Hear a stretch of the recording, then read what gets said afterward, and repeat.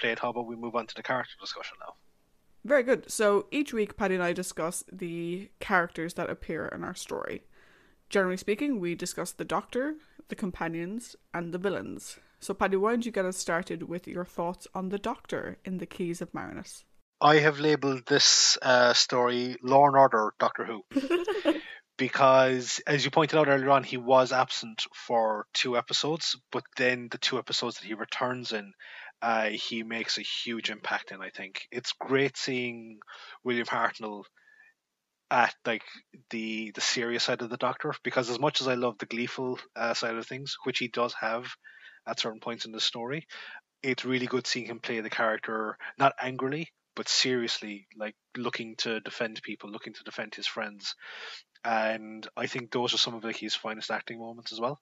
I also really enjoyed his little temper tantrum at the start with Arbiter, which essentially came down to a small child saying, "Give me back my toy." What I loved about that though is it's totally him having the same trick played on him that he played on the others at the beginning of the Daleks. Yeah, Like now you know what it feels like. yeah.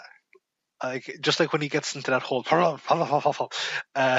of reminds me of Jim Carrey, like in Batman Forever, going, "Batman, Batman, you say?" But That audio is going to translate really well into the podcast, by the oh, way. absolutely. Is there a dog attacking him? Who knows what's going on in the background?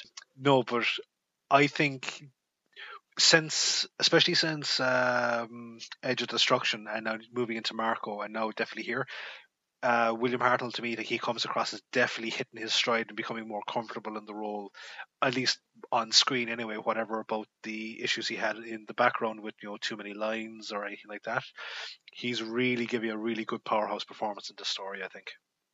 Yeah, I definitely agree. I think in this story, and we kind of got it in Marco as well, though you can't, sadly, because of the way Marco now survives, you can't really enjoy it to quite the same extent.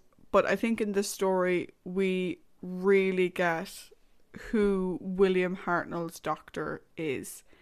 He's very intelligent, very keen observationist, but he also has this impishness and this teasing nature.